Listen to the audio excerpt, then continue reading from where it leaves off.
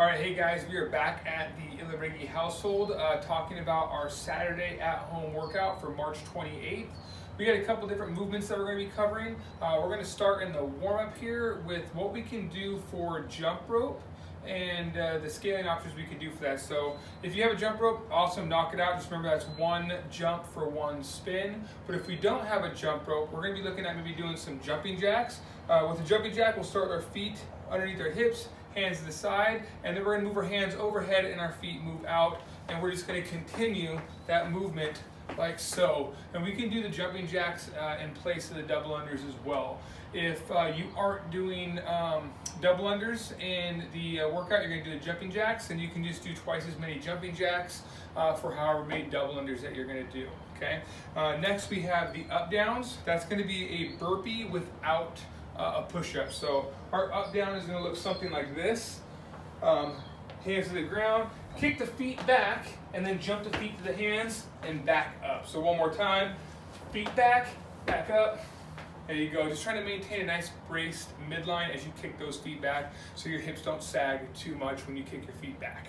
All right, so then we have our jackknives. We've done this a few times, but that's just going to be a single leg kick up. So what we're going to do is bring our hands all the way above our head like so, raise the one leg up, and try to meet in the middle like so for our jackknives. If we're having a little trouble keeping the legs straight, not a big deal. Just tuck the knees into the chest like so as you do your sit-ups. Trying to cover lots of range of motion, so bringing the hands fully back over the head as you lay down and extending the leg all the way out as you sit as you sit all the way back down. So next we have our handstand hold. We'll go into the basic handstand hold first, but as we do that, we just want to make sure we have a nice stable surface, something we can kick up against. When we get overhead, so when we're locked, have our arms locked out overhead, we're going to want to focus on squeezing the glutes and keeping the belly nice and tight. So that we form a nice straight line, right? We don't want to arch anywhere. So I'll just use this spot here. So what it's going to look like is hands here, kick up nice and gently, and then brace nice and tight, pressing high, squeezing the belly and the butt, like so. So there is our handstand hold. If we need to scale that back a little bit, we can use an object. It could be a chair or a box, whatever it might be. But we're going to place our feet in the middle, and then we're not going to let our feet move as we pike ourselves up. So we're looking to get our torso parallel to the box here or perpendicular to the floor.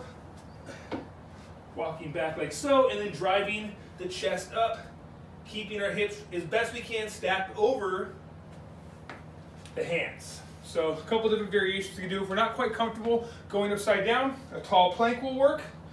So just being here and holding that tall plank position like so. So there's a couple different options for the handstand holds. Now, going into the actual workout, we have some leg raises, right? So I'm gonna use this to hold on to as I do my leg raises. So what I'm gonna do, I'm gonna get my hands outreached over my head, and I straighten my legs. I'm trying to push the small of my back to the floor.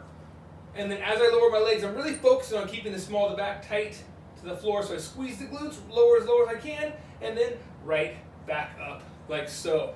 If I have a little trouble with that, I just decrease the range of motion, right? So maybe I feel my back arch here. I go, oh, I don't want to go too much further, right? I just want to go as far as I can. If that's it, that's fine. Come back up. We can just do that. Now, if that's a little bit more challenging for us, then we can just go into regular sit-ups for that work, that movement, okay? And then we have some handstand push-ups next. So I'll demonstrate them off the box first. So we're going to get inverted back to that same position that we did the hold for.